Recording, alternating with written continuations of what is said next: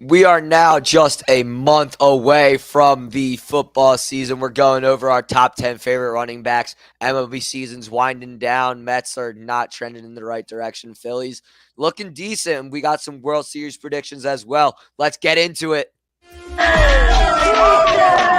my God! Oh my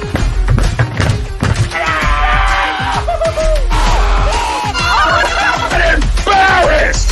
He's flying! Welcome in. It's almost time.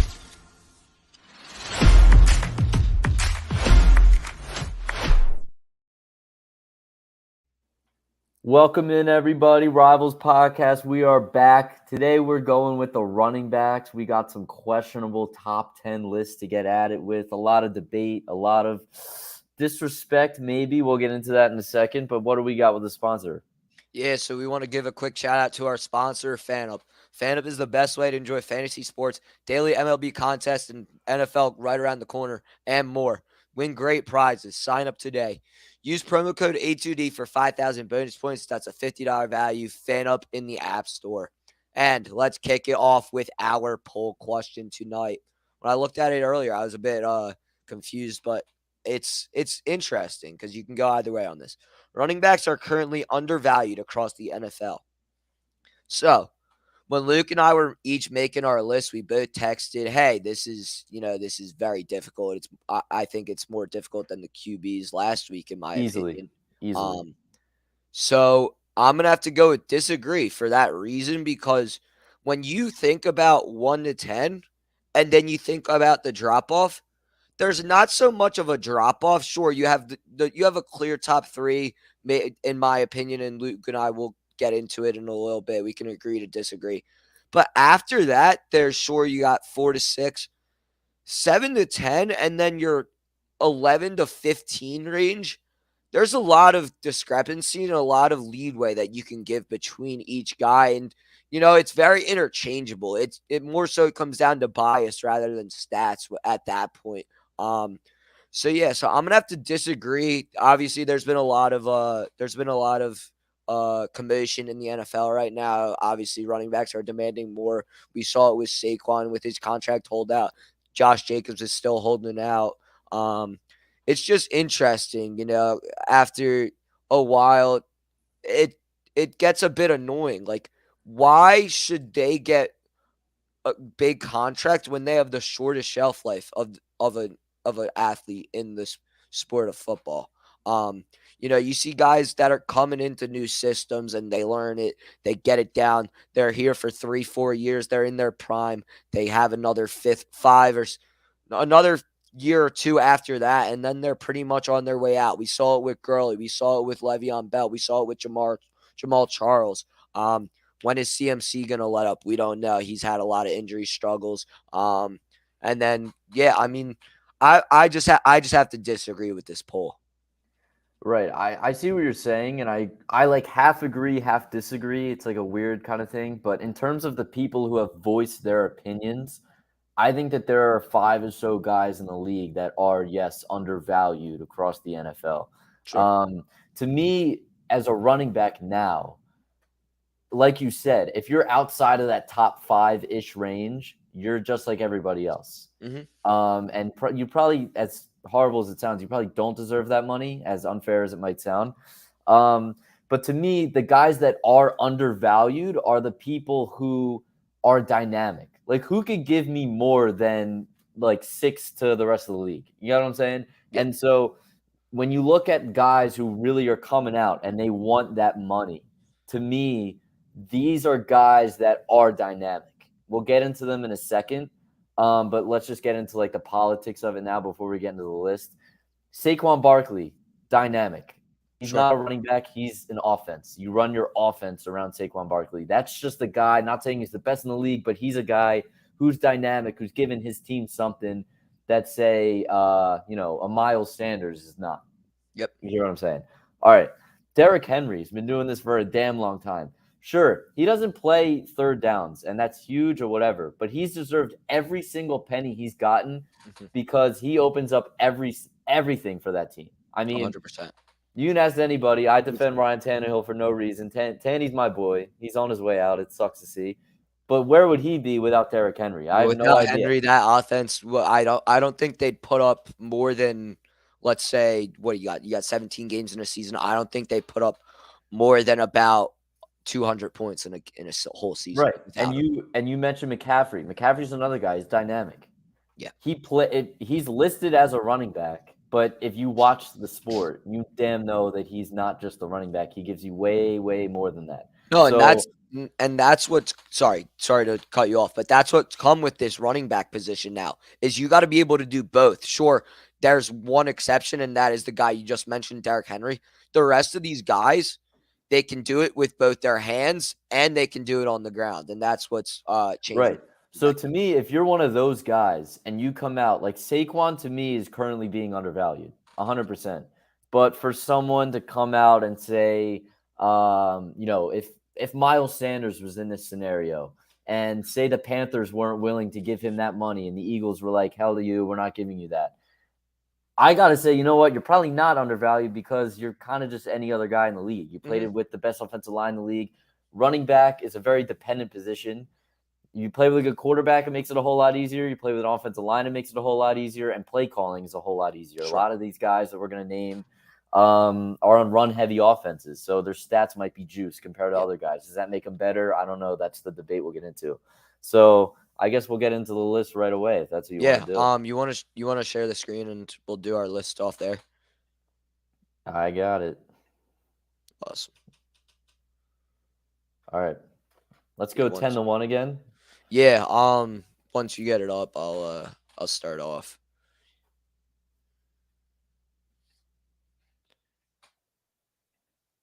All right, we should be up now.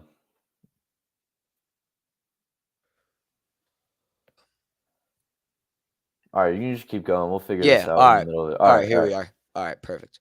All right, so before we start our 10, I always start off with some honorable mentions, some guys that I, wanted to put on my list, but I just couldn't. So honorable mention, Najee Harris. He's been an emerging back this past couple of years. Sure, he hasn't had the greatest opportunity. He has had some injury struggles early on, but I think this year has the potential to emerge out. Obviously, in a very tough division, like we mentioned previously in our shows, in that AFC North division that hosts a lot of premier defenses. But I think Najee Harris is a borderline top 10 running back, and some people might argue that he is. Austin Eckler, another guy, can do it both with his hands and on the ground. But I thought that these 10 guys that I'm going to list in a little bit are better than him. Wow. Last Austin one. Eckler, wow. Last one, and this is a bit of a hot take, Travis Etienne, honorable mention. Thought, he had some promising breakouts last year, and it's honestly it'll be interesting to see what he can do in that Jaguars offense. There are favorites to win the AFC South, and we're big T-Law guys. Calvin Ridley, we're looking forward to see what he can do. So hopefully, Travis Etienne can get involved with the fun. But without further ado, my number 10, coming from our least favorite team. Oh, he wasn't your 10? Oh, I thought he was your 10. No. Oh, my fault. Etienne was another honorable mention. Oh, sorry. All right, my fault. My 10, coming from our least favorite team in the NFL, Tony Pollard. Last year, I won't get into too many stats, but he had 1,007 rush yards last year, even with Zeke, and then was elusive in the pass game with about 9.5 yards per catch and 3 touchdowns. I think when he is the lead horse of this backfield, he is going to have a slugfest, and he is going to go off this year. Sure, he has some injury troubles that he's coming off of, but I think with this offensive line, sure, they didn't pay Zach Martin. He's a bit unhappy. They've historically obviously had a very good offensive line, and Zeke did a great job with them. And I think that Tony Pollard as the lead back, and I mean, in my opinion, the sole back in this backfield. I mean, sure, they have Malik Davis and Ronald Jones behind them, but they're nowhere near the talent that Tony Pollard has. And I'm looking forward, even though I'm a Giants fan, to see what he can do as the lead back in this Dallas offense. Yeah, I got Pollard as an honorable mention too. Looking back again, talk about fluid. This is about as fluid as a list you can have because he can have one like a half a good year and then be like, holy shit, he's a top 5 back. We don't Sure. know. I just remains to be seen. He's got to do it for me before I put him up there. He's an honorable mention of mine. Najee Harris, as you said, I think he's a top 5 like talent running back. It's just he hasn't produced. I understand. Steelers offensive line's been shaky at best. They've been horrendous. Quarterback play's been mid also at best since he's been there. So I mean, get some talent around him. I guess we'll see what he can do. But he's an honorable mention for me. ETN's another honorable mention for me. Another guy that could easily make this top 10 list at the end of the year. Aaron Jones is an honorable mention for me. I love Aaron Wow, Jones. wow, wow, Um, wow. yeah, I don't want to disrespect. I don't mean disrespect on anyone here. It was hard leaving these guys out. I just look at a guy who played with Aaron Rodgers and with a great offensive line, and it was hard to have him jump these guys for me. But Sure. totally understand him being in the top 10. And this is the guy that when I did it and I didn't have him in the top 10, I was like, am I an idiot? Like, what is wrong with me? But I'm just gonna say it.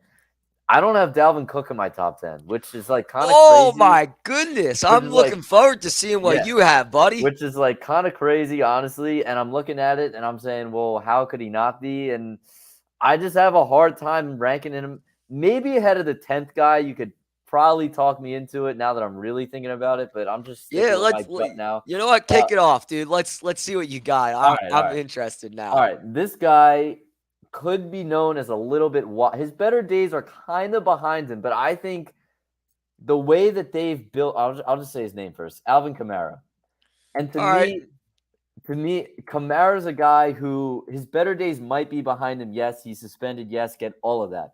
Who the hell has played quarterback alongside him the last few years? These teams, and Michael Thomas has been out for like the last 3 years, it feels like, and all these guys have been out. They have no weapons at all. Once Drew Brees is retired, if you're on that kind of team, and unless you're a big bruising back in Derrick Henry, teams are stacking the box against you.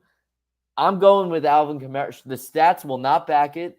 They will not. But I'm going with a top 10 talent running back in the league. I'm going that for like the stats won't back it, but I'm going No, Kamara. because you're actually gonna be blown away because guess who's my number 9? Alvin Kamara. Oh, all right. That makes me feel better. You know, he has Oh, had some outbreaks in these past years, and sure, he hasn't had the greatest QB talent, and I truly believe Derek Carr is going to be the best talent he's had in ages. I don't know if he was ever a part of the Drew Brees era. If he wasn't, then this is definitely going to no, be he the was. best He was. quarterback. But coming off the suspension, sure, he's going to be a little rusty, but I think when he's in open field, he is a very good pass catching back, and he can make moves. He's elusive in my opinion. I think he's probably top 5 in elusivity. And like you said, the stats don't really back it. I mean, he had about 4.4 yards a carry and then 8.6 yards per catch. But obviously, with less games this year, it'll be interesting to see what he can do. But I still think he will have some top 10 production. So he Other is my thing number before 9. we move, yeah. Other thing before we move on, he's along this top 10. He's one of the best red zone guys in the league. You Oh, go back without 2 years question. ago, he had like 6 touchdown That games. was Like, disgusting. yeah, like we gotta start like remembering how good he is before we look at stats and just go like, oh, well, his stats suck. Oh, But 100%. he's really fucking good. All right, my number 9. This is probably gonna be crazy. I can't tell if. All right, based off your honorable mentions, I think you have him way higher. I just couldn't put him higher. I love him just as much as you do. I'm going with Bijan. I have really high No. expectations for this guy. Wow. Oh, you don't have him in your I list at don't all? have. See, I personally, actually just drafted him in my fantasy draft last Thursday. I couldn't bring myself to put him above guys that have NFL Right, experience. I feel that. I get that. I get that. I'm just such a fanboy. I had to do it. But he's just so fucking good. Like first round running backs, I don't think there's been a guy that's hyped up since like Saquon, and even Saquon right out the gate was a top 10 running back. I expect that completely. Pro Football Focus has Atlanta right now 7th best offensive line in the league as well. Wow. So I think, and you look at his weapons aside him, Drake London's coming back for a second year. Kyle Pitt's coming back for a third year. Quarterback, we'll see. Maybe It's going mid to be at best. Heineke by week 4. I hope it Maybe is it's for his possible. sake. I think Atlanta, again, we went over this a few weeks ago. I think they're a playoff team just because their division's god awful. Fair. And I think Bijan's a big part of that. So we will see. I am a fanboy, no doubt about it. Bias City. I don't care. Bijan at number 9. All right. You just mentioned him as an honorable mention. He is my number 8, Dalvin. I think if he does go to the Jets, this offense is going to be ridiculously scary. I mean, you talk about putting him alongside Rodgers, alongside a guy like Garrett Wilson. Lazard is the wide receiver too, and then you still have 2 tight ends that, sure, they're not big name household tight ends, but they can produce if you get the ball in their hands and if they're in the red zone. I truly believe this offense will be very scary, but he is a statistical guy. He had almost 1,200 yards last year, 8 touchdowns, and then about 7.6 yards per catch. Dalvin Cook should be on an NFL roster. It's actually very surprising that he still isn't signed. I think he's just feeling out he's trying to get literally the best. No, I think he's trying to get his possible. feet wet, and he's trying to see if there's any other teams that are going to give him an offer. I'm pretty sure I heard that he was going to or the Jets were going to have him walk out with a deal, and obviously he didn't walk out with a deal signed. Granted, who knows? Maybe they got a deal and he's just leaving it on the table right now. But I think wherever Dalvin goes, whether it's to the Jets, which I think he's pretty much going to the Jets, whether it's to his brother's team, whether it's to the Bills. I mean, that's a very dark horse team that people haven't really looked at, whether it's to the Patriots, who have worked him out, have worked Fournette out, have worked out Zeke. But yeah, Dalvin Cook is my number 8. He's just a very hard-nosed back, and I'm interested to see where he goes and how he produces this season. Right, no problem with that. If there's anyone I disrespected, it was probably him. He was the toughest one to leave off. I still can't believe I did that, but it is what Fair. it is. Too late now. All right. My number 8, I assume you have him higher, is Joe Mixon. Talk about a fanboy. Wow. No, fanboy. dude, you are second-guessing my list. What, you don't have him at all? I should have mentioned him as an honorable mention because I tried to write down like 10 running backs that I thought would be in the top 10 and then rank them. And I actually wrote them down, but I forgot to write them as an honorable mention. But no, I don't have him in my top 10. All right, I'm going again. This is another guy. You look at his stats, and they probably won't tell the story. They have a top 2 to 3 quarterback in the entire league. They have a top 2 to 5-ish receiver in the entire league. They throw the shit out of the ball. They have the best receiver core. Yeah, exactly. They throw the shit out of the ball, and I don't blame them. They should. Let's look before they drafted Joe Burrow. He had almost 2,300 yards rushing before Burrow was on the team in 2 seasons. So to me, and keep in mind, when they drafted Burrow, their biggest complaint, their number 1 need every single year was offensive line. So keep in mind, he's doing that with no offensive line. Great talent. Is he the best receiving back? No, but talk about a red zone target. This guy is unbelievable in the red zone. Again, they still throw the ball a shit ton, so the stats won't tell the story. I'm a fanboy of his as well. I have him at 8. He's been doing it for a while. He just got re-upped on his contract. Good for him. Proud of him. And, he's on a damn good team, so he's probably should be higher, but I have him at 8. No, that's honestly a guy that should have been in one of my honorable mentions because he produced when he had the ball in his hand. He's a guy that when you need a break from the pass game, like they have a very strong passing offense, he will give it to you. And it'll be interesting to see now that Perine's gone. Perine was the 3rd down back. Will Chase Brown step in from Illinois, or will Mixon also take the 3rd down? Is Perine gone? I thought he was back. Perine's on the Broncos now. Ah, okay. Yeah, so he's on the Broncos now. He might even start week 1 if Javonte Williams isn't ready. Right. Wow. But my number 7, one of your also honorable mentions, and this is partially due to statistics, but also partially my opinion. Number 7, Aaron Jones. This guy has been doing it for a while now, and when A.J. Dillon came in, there were concerns with how his workload would be and Sure, it's decreased to an extent, but he's still producing. He had a just over 1,100 yards last year and 6.7 yards per catch, 5 receiving touchdowns. So he is their receiving back. Obviously, AJ Dillon, hard nosed running back, is the red zone back in my opinion, unless they're going second or third down. But yeah, one of the two-headed monsters that out there in Green Bay. Sure, they lost Rodgers, they lost Tunyon, they lost Cobb, they lost Lazard. They lost a whole lot on that offense. But Aaron Jones, believe it or not, is the second heart of that offense behind was the second heart of that offense behind Aaron Rodgers. No doubt. And I'm interested to see what he can do with Jordan Love. Sure, Jordan Love is by far worse than Aaron Rodgers, but there have been some bright spots about him. I haven't heard much about him in camp. I don't know if he's doing too well or doing awful. But yeah, Aaron Jones, when he does get the ball in his hands, he can make defenders miss. He can break tackles, whether it's juking them or just straight up trucking them. I mean, he's got size to him. Also, he did lead the league in yards per carry at 5.3. So when he does get the ball, he's gonna move with it. So yeah, Aaron Jones is my 7. Right. That was another guy really hard to leave off the list for me as well. Definitely understand that. All right, talk about someone I might be disrespecting. This could definitely be highlighted as someone who I'm disrespecting. I think Probably because he led the league in rushing yards last year. yeah. But I'm going with Josh Jacobs, and it's one of those things for me. It's like he's just got to do it again, and then I'll rank him higher. But for me, I just couldn't rank him ahead of anyone higher than him. I think he's great. I don't mean disrespect in the rank that I have him in right now. I just have a hard time having him be better than guys ahead of him because they've been doing it for longer.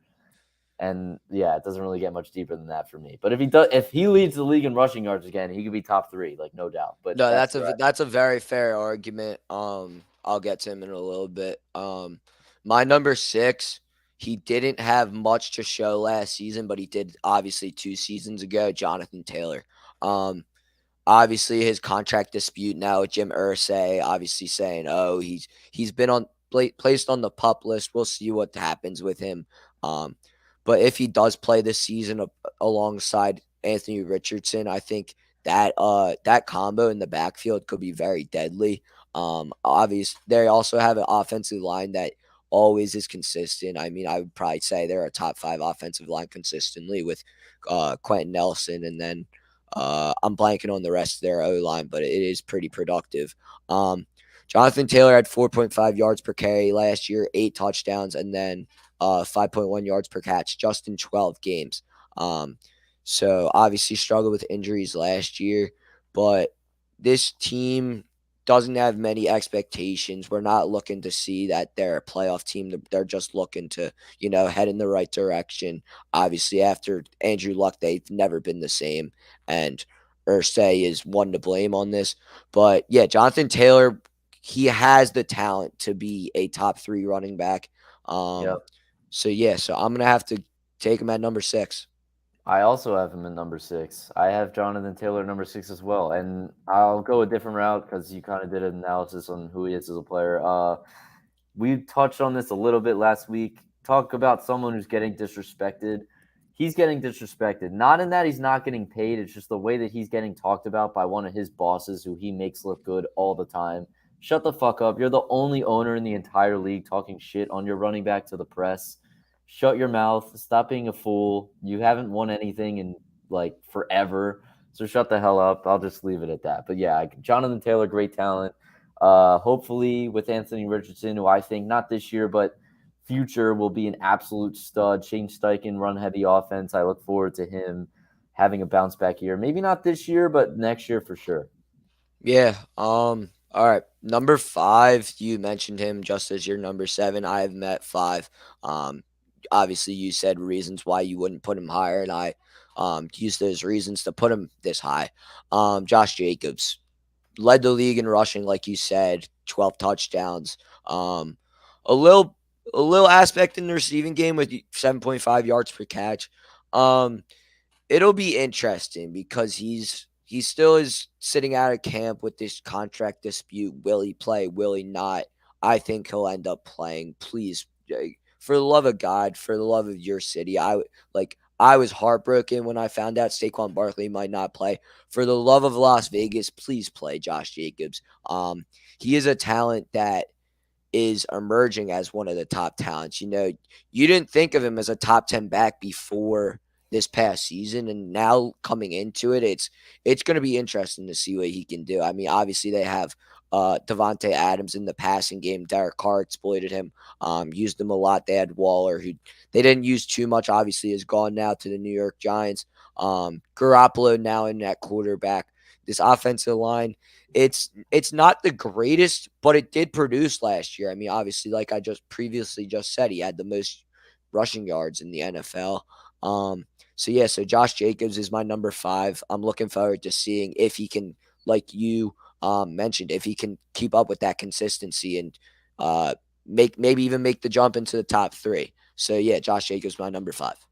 All right, so this seems to be our biggest disagreement here with my number 5 because you had him as an honorable mention. I have him at the 5th best running back in the entire league. Eckler. Yeah, I have Eckler at 5, and it goes way deeper than like the fantasy football bullshit.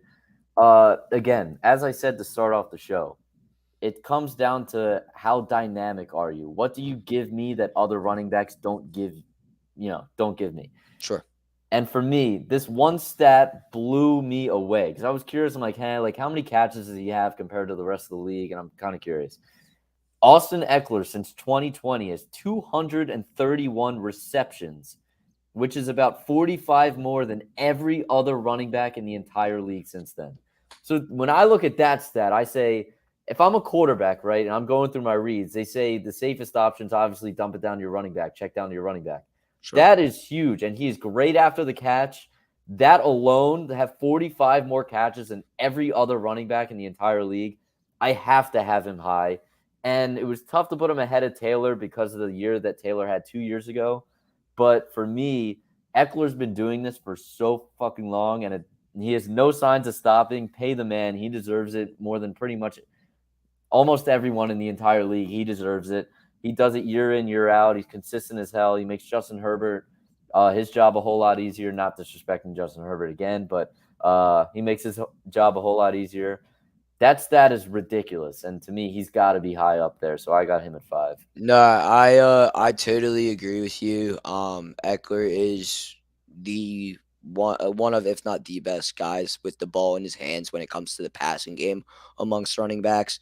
I just thought that his running game, sure, you could put up an argument. It's good. It's not the greatest. So that's why I left him off. Obviously, you have him there at 5.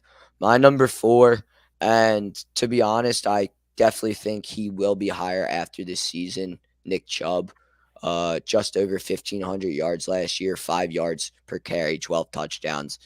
His receiving game was mitigated due to Kareem Hunt, but now that he's gone, it seems to be that Nick Chubb's going to be a 3-down back, and I'm looking forward to seeing what he can do. Now with Deshaun Watson in his second year, sure, he had to scrub some rust off last year. He now has he's had a great offensive line. I mean, you just heard in his past year he had 1,500 yards. He has a great receiving core with Amari Cooper and Elijah Mitchell and Donovan Peoples-Jones. They brought in, or no, it's still Njoku, but yeah, I'm looking forward to seeing what Chubb can do as a 3-down back when Kareem Hunt was taking all the receiving. And Nick Chubb, like I mentioned earlier, he's a guy that will run over you or will run around you. He doesn't care. And that's what I love about running backs nowadays is that you got guys that, sure, some running backs can just cut. For example, Saquon Barkley. I'm not going to take Saquon Barkley to truck a linebacker.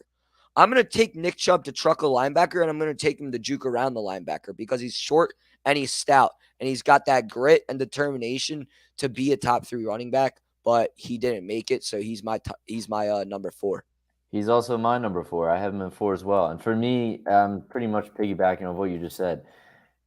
Again, the theme of this is like dynamic. Like, what can you give me compared to everyone else? And he already has the ability to be one of the hardest guys to bring down in the entire league already. That's right now, sharing the backfield with Kareem Hunt, having questionable mid quarterbacks his whole entire career. Now we get to see him in a world with Deshaun Watson. Hopefully he takes that next step for his sake and for Nick Chubb's sake as well. And again, 3 down back. This could be huge for him. He could have the ability, honestly, if he proves to be an above average third down running back. To be the best back in the league. He could be the best. Yeah, he could be the best back in the league. He's hard to bring down. He's great with the ball in his hands. Third and short, he's the best in the league. Not deep, but up there. Third and goal, he's the best in the league. And like goal line's the best in the league. And, if he could prove that he can catch the ball like that and third down, third and longs, and be dynamic in the passing game, I mean, there's no reason he couldn't be the best player in the league. Running back in the league, I should say. So, yeah, I got him as forward, too. Yeah, I'm so with it. Let's go to commercial break. Let's give our guys Philly Sports Trips a shout out real quick before we get into our top 3. Hey, Birds fans, the NFL schedule has arrived and Philly Sports Trips has all the details now. Visit the site phillysportstrips.com. This is sure to be an epic season. Be sure to go there now to make sure that you don't get shut out.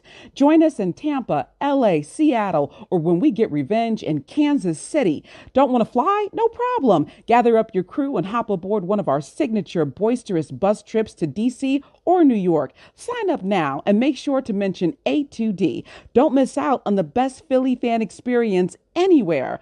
Philly Sports Trip customers always stay at the best hotels and meet NFL legends. Book today.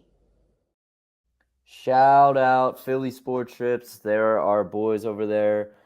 You want to go to LA? You can go to LA. If you want a bus trip to go to DC, you don't like flying, you can go to New York, you can go to DC, wherever you want. Catch the Birds, best fans in the world. You saw that. We'll get into that in a second. Well, I will at least. Best fans in the world. 50,000 at practice. Wow. So we'll get into that later, but let's finish out the top 3. Yeah. So it's shaping out to be that we have the same top 3, and we honestly probably have the same one. But your 3 and my 3 are, I'm gonna guess, different, but we'll see. My third running back is Derrick Henry. Now, like I just said, he had just over 1,500 yards, 13 touchdowns on the ground. A surprising aspect that I didn't even realize, he had more receiving yards than Saquon Barkley. He is the hardest guy to take down in this game right now. He is built. I want to say he's about 260, probably 6'2", 6'3". Just an absolute monster in that backfield. I wouldn't want to tackle him even if you paid me $1 million. But just an absolute beast at his craft,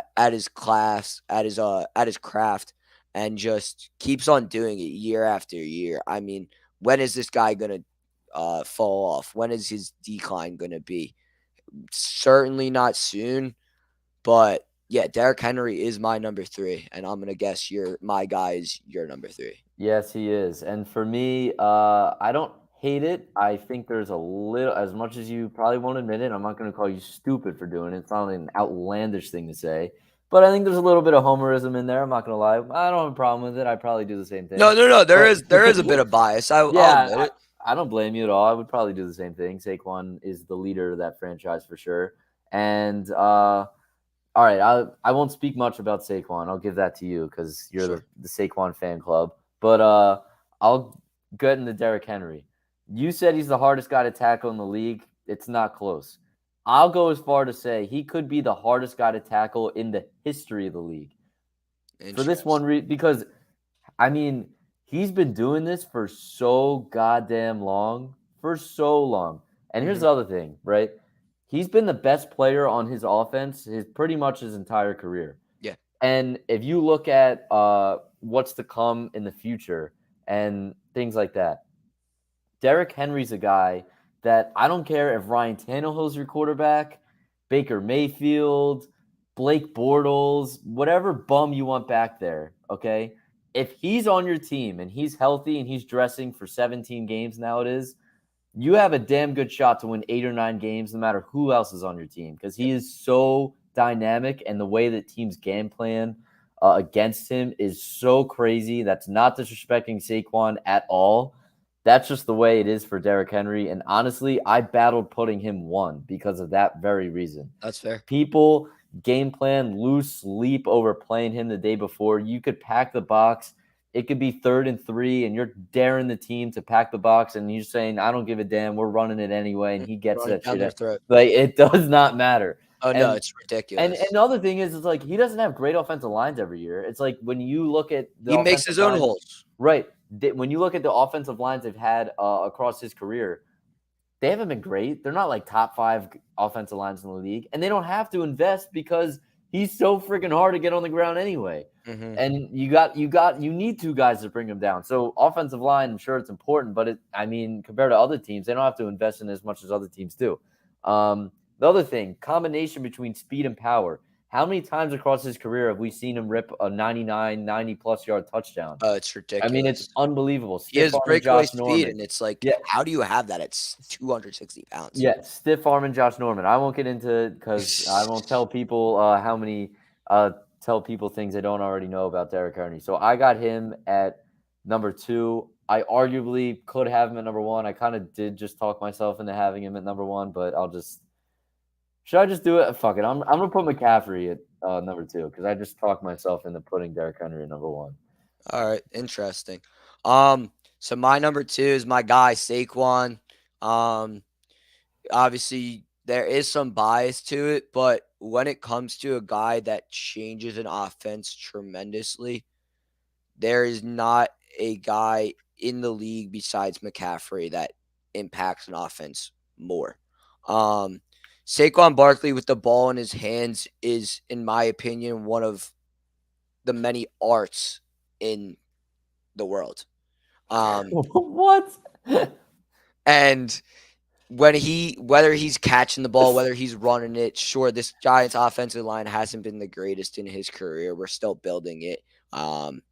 But it's going to be interesting to see how he can take that next step after this past year. He hasn't had as good of a year this past year since his rookie year. And yeah, it's partly biased, but also just partially what he has done in what he has done in his short career. Right. For now, let's just get back to the poll question for a little bit. Tom just dropped a comment. He disagrees to the poll. Their shelf lives don't last as long. That's what I said. No. That point is very valid. It makes a whole lot of sense. But let's look at this list right now, and I agree to a point because if you go to let's look at my list because that's what I'm looking at right now. If you go to 6 and down, I completely understand what you're saying in terms of that. Because if you don't want to pay Jonathan Taylor a whole boatload of money, I get that. I partly get it, partly don't get it, but I see where you're coming from. Let's look up from there. Eckler, Chubb, Saquon, McCaffrey, Derrick Henry. All deserve second contracts. All deserve to get paid. No doubts about it. There shouldn't be a GM in the entire league that should be hesitant to give them the amount that they want. Because let's look across their teams. Eckler, take him off the Chargers. They're not nearly as good. It might be hard to imagine, but it's true. It's true. He allotted for 230 catches since 2020. That is ridiculous. They are much worse. He's probably one of their leading receivers as a running back. He's more than a running back for them. I got him, no doubt that they are a worse team without him on the field. Nick Chubb, let's not even waste time debating that. Saquon, let's not waste time debating that. Giants, what the hell are you doing? Pay the man for extensive amount of years, whatever it's got to be. McCaffrey, same thing. They took off. Do you think it's a coincidence that the Niners were pretty good? They were above average team. Then they get McCaffrey and boom, they're one of the best teams, dominant forces in the entire league. Not a coincidence. He paid the man. I mean, he is paid, but whatever. And Derrick Henry, another guy who's been paid. He is their offense. You take him out of their offense, they have nothing. Not only is their offense today, he's been their offense for what feels like 10 years, and he has no signs of slowing down. So I think they're undervalued to a point. I agree with what you're saying in terms of 6 and down. I get what a GM would do, but 5 and up, I think they have to be paid because they're a much worse team without them. But we'll leave it at that for that argument. All right. Let's finish out with our number 1, and then we'll get to another comment that I see in the comments. Number 1, You argued to put him now at 2. I have him at unanimous 1. Yeah, I don't have a McCaffrey. problem with that. You talk about a guy that has mastered both the passing and the rushing and the catching. It is him. Yeah. He has been doing it now for a good 6 years, I'd say, off the top of my head. He's struggled with injuries in Carolina. He came to San Francisco this past season, got the bag that he deserved, gave him a great playoff run, obviously fell short to, unfortunately, your Birds.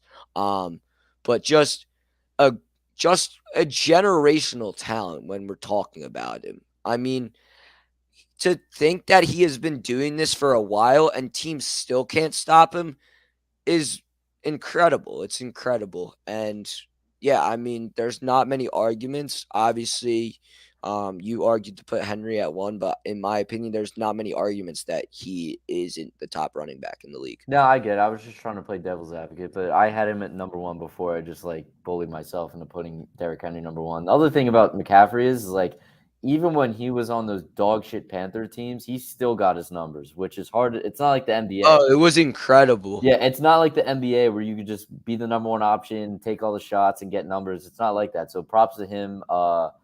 He always gets his numbers up there. So It was incredible.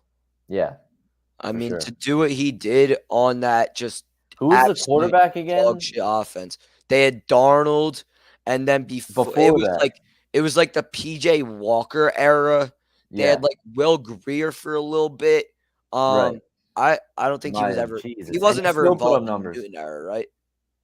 No, he was in the Newton era, like towards the end of it. Yeah. Not great, Not but not when he made the Super Bowl run is what I'm saying. no. Yeah. No. No, to do it with those quarterbacks is impeccable. I mean, but at the same time, it's like you got to get the ball out of those quarterbacks' hands. They're horrible. Yeah, 100%. Going over to Patrick Mincher's question. Thanks for the comment. Thanks for the comment. For fantasy, would you rather have Drake London or Amari Cooper? In my opinion, Amari Cooper, or not even in my opinion. Yeah, know I Luke's gonna definitely agree. agree. 1,000% Amari Cooper. I mean, the quarterback makes such a huge difference, but just Amari Cooper's skill set, he's been one of the most underrated receivers. Sure, I probably won't put him top 10 when we do receivers next week, but he's been an underrated receiver. And like we've been saying, he's been doing it for a pretty long while. I mean, Yeah, he had a stint with the Cowboys before he was with the Browns. He had a stint with the Raiders before he was with the Cowboys. He's right. done it now for a good 7 years, I'd say. And I think that he's just going to keep on getting better with Deshaun Watson and Drake London. He had a great rookie, or not a great rookie season. He had a good rookie season, I'll give him. But Desmond Ridder, I'm sorry, he's not the guy. They got to get him out of that offense as quick as possible. I mean, I probably agree with you, but let's see it before we say it. But I get what he it's looked more likely than not. Yeah. All right, before we get into our next segment of Mets Phillies updates, you want to get into your Birds since you had a little bit to say? I was gonna shout him out a bit earlier about the fans, but I'll just say this in terms of the linebacker signings. I'll touch on that for a second. Won't spend too much time on it. Will they be the best? Like, I don't think this linebacker room is going to be as good as it was last year. I love TJ Edwards. He was a homegrown player. Kind of surprised they didn't bring him back, honestly, given his age and the fact that he's been on the team for so long. And I just don't think they're giving him the money that right. Gave him. Yeah, which I understand. And they have a lot of faith in the Kobe Dean. You've heard mixed things about him in training camp. His intangibles are great, but I mean, let's be honest. I care more about what you're giving me on the field. If I'm being completely real with you, I think we have enough leaders on the defense. I don't need an intangible guy. I will say this about Miles Jack. I think if he were to sign on like a team kind of like the Texans, I don't see him being that impactful. I don't think he can be the best player in your defense. I'll say this though. The guy's always been a great solo tackler. No matter what team he's been on, he makes tackles in open space. And if you go across it, right, what are linebackers on the Eagles going to have to do? You have Jordan Davis up front, Fletcher Cox up front, Jalen Carter up front. You have Hassan Reddick on the outside rushing the edge. Nolan That Smith on D-line's the going to edge. clog it up. You got to come Brandon up and Graham. make He's tackles. going to have wide open lanes. He's going to have wide open tackles. He's got to make them. That's his job. And to me, I'm not loving the player, but I'm loving the role because that's what he can do. He can give you that. And I feel good about him being a good tackling linebacker, which is what we need. So I'm cool with that. Cunningham's a guy probably going to sub in and out of a game, be your third linebacker. Not too much there. But competition in the room, which I love. Can't hate that at all. So, yeah, I'm a fan of the signings. Yeah, a little bit on the Giants, not too much. Obviously, we're getting into preseason this weekend. Can't wait. Trey Hawkins, been a fifth, sixth round pick shorts camp. He's been showing up to camp. He's been balling out. He's been giving Adoree Jackson and Deontay Banks a run for their money. Jalen Hyatt, there's been rumors that he ran a faster 40 than Tyreek Hill, which is very surprising. Obviously, you got to translate the breakaway speed into the game, but it'll be interesting. But yeah, we don't got too much on the Mets or the Giants and Eagles. We'll get into our quick Mets and Phillies talk, and then we'll get into our World Series predictions. Mets opened up August horribly, and I wouldn't expect anything less. This rotation is awful. This team is awful. I think they optioned Brett Beatty to AAA. They sent Marte to the minors. Sit fucking Alonso, sit Lindor, sit Nimmo, sit McNeil. Bring up Mauricio, who has had some buzz now for 2 years. Bring up some prospects. Let him get a little touch of the MLB, see what it's really like. Bring up some pitching prospects since we don't have any. Carlos Carrasco looks horrible. I mean, why are we playing guys that are like our premier players when we have no shot at winning anything and we have no shot at getting the wild card? It's just been a disgrace, and to be honest, I've stopped following them. I mean, I watched bits and pieces of tonight's game, but it's just been awful. So yeah, that's my Mets update. What do you got with your Phils? Shout out Glizzy real quick. He says in the comments, appreciate the comment. Eagles fan here. I think Giants finished second in the division this Love year. that. We talked about this before. Mike McCarthy, underrated liability calling plays. Before he was with Aaron Rodgers, he got fired. Then what happens? Next year they hire Mike LaFleur. He was the play caller before. Aaron Rodgers then wins back-to-back MVPs once he's gone. Kind of sus if you ask me. Then they fire Kellen Moore, who I think is a good, solid young coach. He'll do good things in LA where he is now. But yeah, definitely a liability. Am I predicting it? No. Would I be surprised? Absolutely not. So appreciate the comment there. Keep giving them if you can.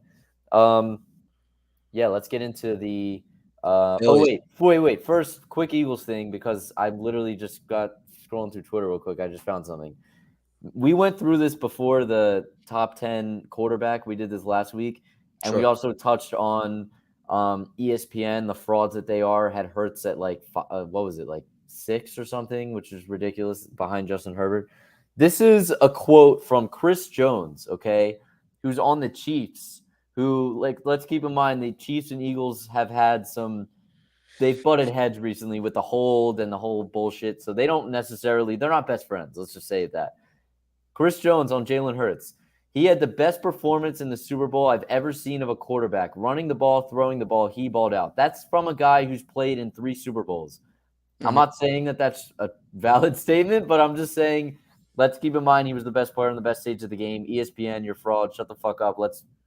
He's not a top 6 quarterback in the league. And the NFL players just came out with their top 100 players. Guess who's number 2? It was Jalen Hurts. So wait, no. I think it was 3. But still impeccable. Right, exactly. And he was the number 2 quarterback, I believe, in that list. Behind Mahomes. So, it went Mahomes, Jefferson, Hurts. Yeah, right. You're right. So, I mean, frauds, absolute frauds, ESPN. Like, who are you hiring, paying all this money to say that bullshit? But okay. Yeah. Let's move on to the Phillies. I have a lot to say about the Phillies, honestly. And to me, we haven't met before the trade deadline. So now we get to talk about Lorenzen and what he brings to the team. Yeah. I'm excited for one reason, and one reason more important than anything. This gives them options. And to me, when you look at teams that go deep into the postseason, they play deep in September, October, and they go make World Series runs, they have options. They have options in the bullpen. They have options in terms of switch hitting, in terms of infield options, outfield options. They have options. This gives them options. You look at it. Nola has not really been the greatest postseason. Around September, his stats have kind of dipped. That's what he's been known for. Even last year on that run, his stats kind of dipped. He wasn't horrible, but he wasn't as good as he was throughout the regular season. That's number one. It gives them options because now you can say you look at your whole entire pitching staff, right? This kind of, in a way lesser role. I'm not saying it is as good, but in terms of options, that 2009 era with the Yankees when they had all those guys, they had CC Sabathia, they had Andy Pettit, they had Mariano Rivera, they had a young David Robertson, a whole bunch. They had options, a whole bunch of guys that they could throw out there. To me, you look at the Phillies right now. Again, I'm not saying it is as good. I'm definitely not saying that. But you have a lot of bodies that you could throw out there and be very confident in. 100%. You got Wheeler. You got Nola. You got Lorenzen now. You got Ranger Suarez. You got a guy who's leading the league in wins right now in Taijuan Walker. You got Kimbrel's one of the better closers in the entire league, all-star closer. Soto, Alvarado when he comes back. Alvarado's coming back soon. He's a lefty reliever. So you have a lot of these guys that you have a ton of options. And that, to me, when you look at kind of people having setback in Rob Thompson and his ability to manage, gives them a whole lot of room to fuck up. So that's a great sign, gives them a whole lot of options there. The other thing that we're seeing now, reasons to be optimistic. Bryce Harper's power hitting is slowly but surely becoming a little bit back. He's not 100% Bryce Harper, and you're probably not going to get that for the rest of the season. But to me, that's fine because you look at it, he's had 2 home runs in the last few weeks. He hit one the other day. And even his sac flies, you're noticing he's getting a lot of power on that. It's going to the warning track. So, I mean, if he can get 80 to 90% Bryce Harper, makes me feel a whole lot better about their chances moving forward. And the number one guy who's talked about more than anyone in the city right now, Trey Turner, you're not going to resurrect him. You're not getting all-star Trey Turner by the end of the season. However, bold prediction, I think he'll come back next year and have a Castellanos kind of year where he's just like comfortable on a new team, that kind of thing, and he'll get introduced to the city and have an all-star caliber year next year. But you're not getting that this year. It's just not going to happen. I will say this, though. If you get a solid Trey Turner, meaning he can play good defense and cut his errors that he's had recently. He's been like, in terms of shortstops, he's like one of the leaders in terms of errors. So if you could stop that, that would be great. And currently, you're not going to get him hitting into the 2 gap right now. You're going to kind of have him in that 6 to 8 range. If you can have him hitting solid at the bottom of the lineup, that gives you so much flexibility. Unreal. So much flexibility. He does not have to be an all-star. He's not going to be an all-star. But if he can give you solid hitting stats from the 6 to 8 range in the rotation and just not give you a whole bunch of errors defensively, that gives you – and I know it's a lot of what-ifs. I get that. But you're talking about an all-star. So if you can make him to be an average to above-average shortstop in the league and not necessarily an all-star, sky's the limit for them too. Last point about the Phillies that gives you a lot of hope. They're currently 2.5 games up on the wild card spot. They're tied for that number 1 spot with the Giants right now. Let's take a look at their schedule. They got 2 series against Washington. They got 2 series against St. Louis. The Angels, what the hell happened to them? They've been losing a shit ton of games. That was horrible. I was touch on that in a little bit. They have a series against them. They have 2 series against the Mets, and they have a series against the Pirates. So they have the ability to really stretch this thing out. Probably. Yeah, you're not going to catch the Braves at this point. Their schedule's arguably easier than theirs, and they're also better, so you're not going to catch them more than likely. But if you could get that number 1 wild card spot, it makes it a whole lot easier. You don't have to see the Braves till later on. I'm not saying they're going to make the World Series. We'll give our World Series predictions in a second. However, I will say, I believe if these what-ifs come true, and I get it, it's what-ifs, and you could say that about any team in the league, I think they are the second best team at their best in the NL. In the NL, not in the league, in the NL. Very bold take, but I mean, bold take for sure. And a little bias in there as well, no doubt. No. I understand. And going off that Trey Turner thing, I mean, to give a guy just a standing ovation when he hasn't done anything, and I'll give praise here. I don't like giving praise to Philly. To give a guy some motivation and some fans behind him showing, hey, you haven't had the greatest season, but we're gonna give you some support. It's honestly, it's eye opening, and Trey Turner showed, he showed his appreciation. Bought He a got his fucking shit billboard, done, dude. and then he put up that billboard. I saw that on Twitter. Yo, and a good point you bring up too, because Ben Simmons did the same shit. This is why no one likes Ben Simmons. We did the same exact thing with Ben Simmons, and he held out and was like, "Fuck you, I don't want to be here." So Ben Simmons, but yeah, Yeah, but yeah, no, just a little praise for Philly and getting behind your player that's been struggling. Um, but let's dive into our World Series predictions and then we'll wrap it up with our shout out of the week. So, my World Series prediction.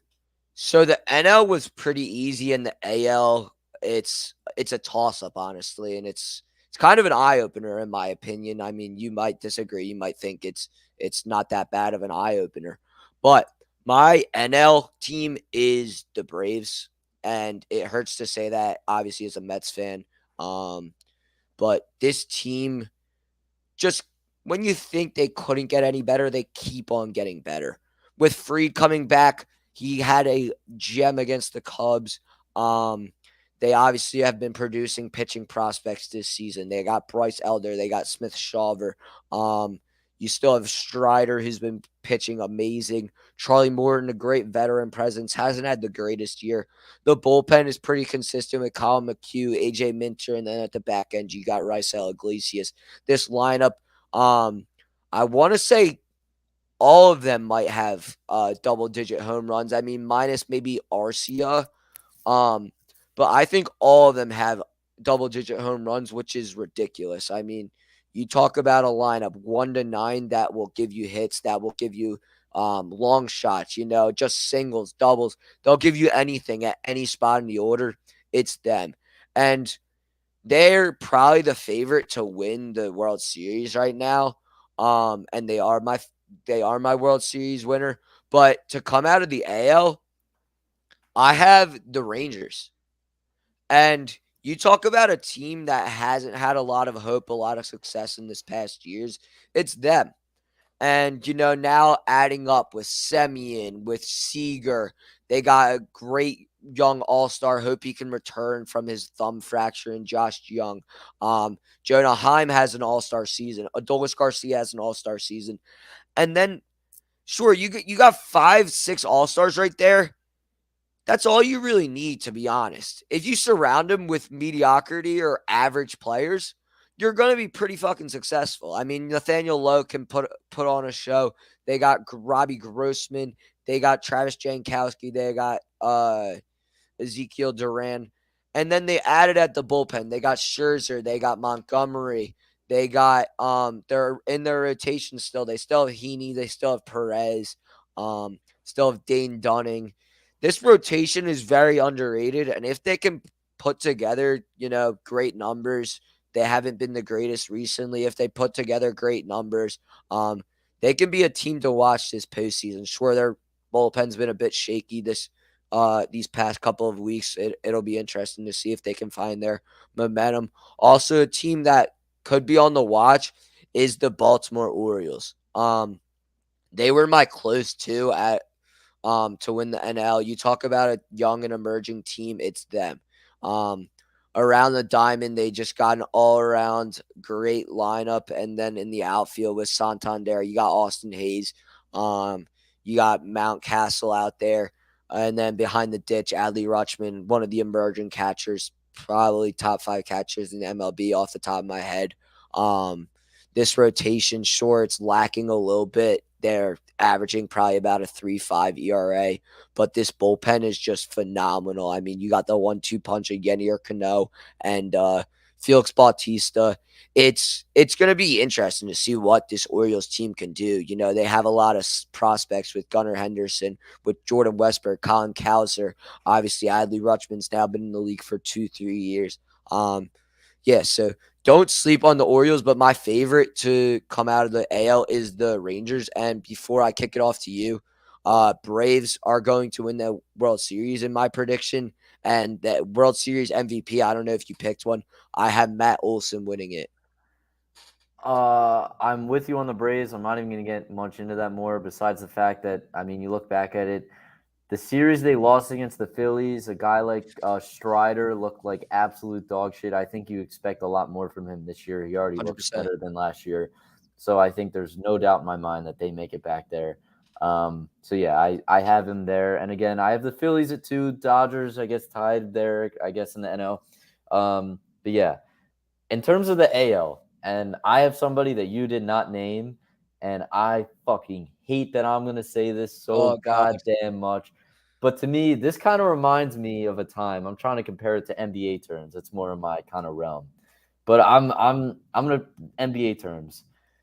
When LeBron was with Cleveland, every single year, in that kind of his second stint with Cleveland, every year it was like, oh my God, this is Toronto's year. And it was like, oh my God, Paul George, this is his year. Oh my God, Kyrie, young Jason Tatum, this is the Celtics. It's their time. They're going to beat LeBron. They Sure. never beat LeBron. They just did it. Oh, They never God. did. I know who you're going to And say. I hate saying it so much because I hate him, arguably more than any other sports franchise existing right now. That's crazy because I know you do not hate them more than the Boston Celtics, dude. But continue. All right, that's pretty valid. I don't think I do, but And the it's Dallas really close. Cowboys. Let's go. Yeah, well, yeah, they don't really count. I feel like they're irrelevant in that because it's just a given. But it's got to be the Astros for me, just because, again, you said it yourself. It's a toss-up. It would not surprise me if the Rangers make it. They're my number 2, no doubt about it. But I have the Astros making it just because I think this is the perfect year for them to make it. Just like how 2 years ago in the NBA when it was like, I have no idea who's going to win the NBA title, and who won it? The Warriors. Why? Because they've been there a million times. Sure. I don't think they're good enough to beat Atlanta. It's a 2021 rematch is what I have. Boring ass pick, kind of chalky if you ask me. Yeah. But that's what I got. I think Atlanta will beat them. I also have Olsen winning World Series MVP as well. I do want to ask you one Phillies question because I forgot to get your opinion on this because I'm No, that's really fair. split even. I'm split even on this one, but I want right. your take. Obviously, we're going to learn more as the season goes on. But say we're in a hypothetical situation where you got to make your decision right now. Again, we'll have more evidence before we make this decision. But what are your thoughts on giving Aaron Nola $100 million right now with him and Lorenzen being on 1-year deals to end the year?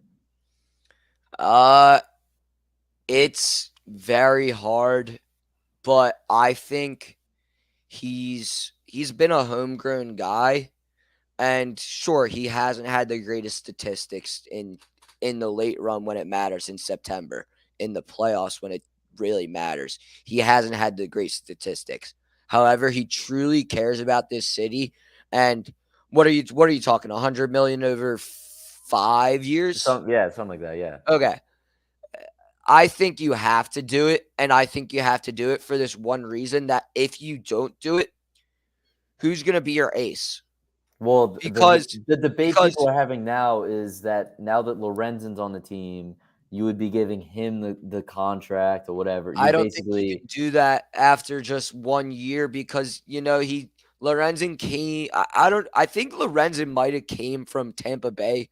I'd have to look it up, but I haven't heard much about him ever since this year. And sure, he had an all-star year. He produced very well in the game that he pitched for the Phillies against the Marlins. I'm interested to see what he does in his second start.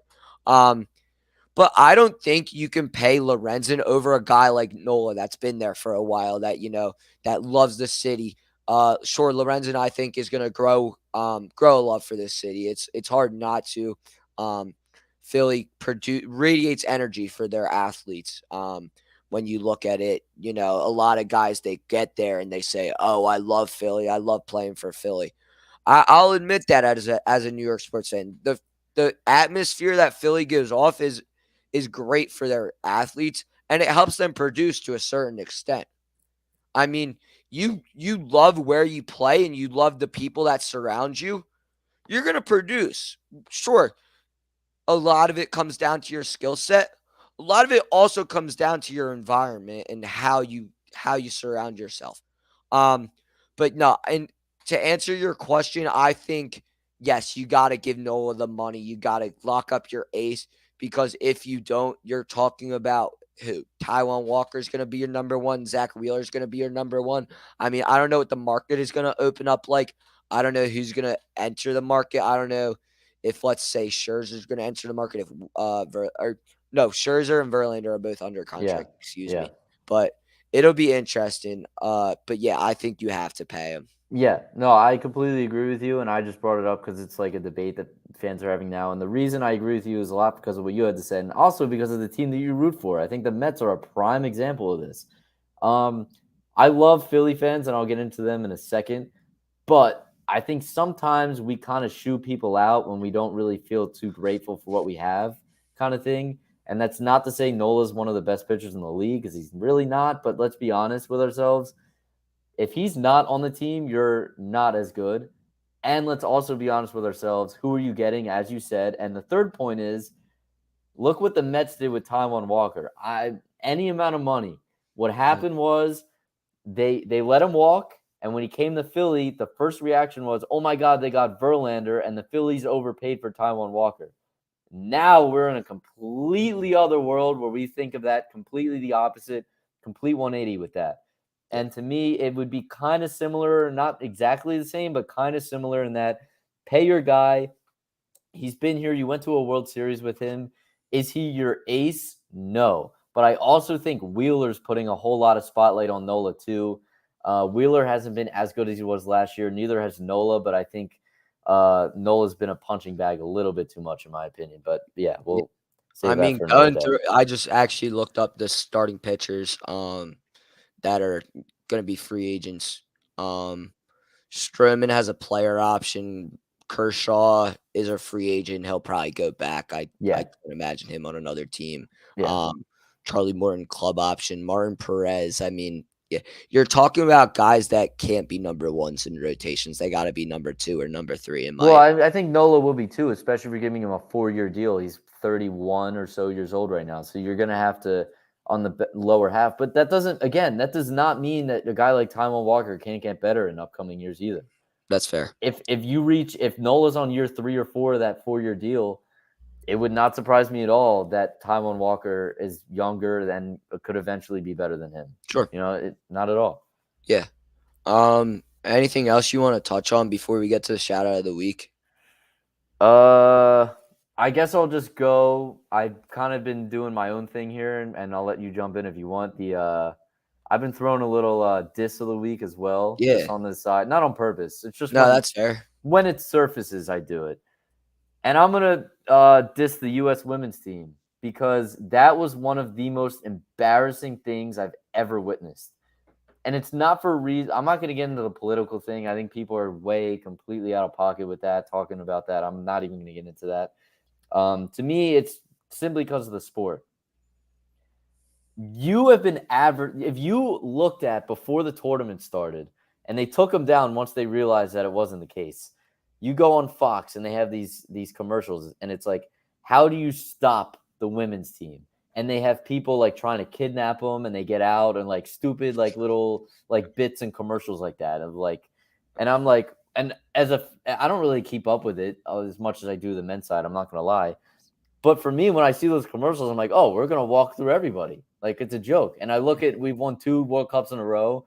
We're going to walk through everybody. What the hell? We lost in the first damn round. And on top of that, we barely even made the knockout stage. So really embarrassing stuff, and they did it to themselves, which is why it's a diss in my opinion. Can I get into the diss of the week before you get your shout out of the week? Because I actually have a diss now that we're thinking about it. Yeah. So you touched on it a little earlier. The Angels opening up August 0-6 after you go out. You get Grichuk, you get Crone, you get Giolito. They bolstered their bullpen. What the hell are you doing? Shohei Ohtani, ever since, granted, you could blame it on Drake wearing his All-Star jersey. He has been horrendous. I want to say it was like 2 for 17 since Drake has worn his All-Star jersey.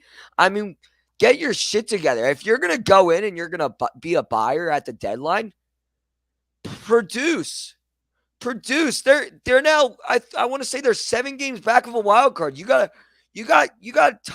limited time to turn your dude, season around. I love being right because I said that day one. I said I don't give a shit how good Ohtani is. They had to trade him. It was the same thing with Soto, and Soto's a little different because he had another year on his deal, so they could have held out.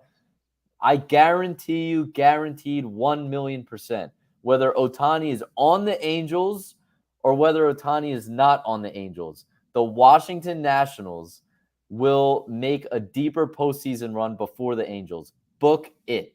Book it. Book it. I'm telling you that right now That's because a crazy hot they take. have they're a cursed organization. They got nothing in return. There's no telling that he's going to resign. There's nothing saying that. Nothing. We have no idea what he's going to do. I mean, you would think that maybe he's going to resign if they didn't trade him. I would think. I'd hope so, at least for their sake. Yeah, But I'd my hope so for their very sake. valid diss of the week because they are completely stupid. If he does not resign, whoever the GM there, the owner, they should be He should criminal enter charges. the circus and be the nearest fucking clown, dude. Yeah, dude, criminal charges should be posted on those guys. Oh my fucking God. What a disgrace. I would be losing my shit if I were an Angels fan right now. Yeah. I'd jump off ship, but whatever. You want to start with your shout out of the week? Yeah, my shout out of the week goes to Philly fans and the Eagles. I mean, there's really not an organization in sports I can honestly think of, at least in the country, that would do what they did this week. One with the Kelly Green jerseys, camping out and like all night, sleeping in tents on the street, whatever the hell, acting as homeless people for a night just to get a jersey. Heck, I've slimmed down. We talked about a pre-show. I'm wearing a Kids XL right now. I'm not afraid to admit it. It was either this or an Hassan Reddick jersey. I'm sorry, Hassan. The Hassan Reddick was in the normal size, and I had to fight my ass off to get the Kids XL Devontae.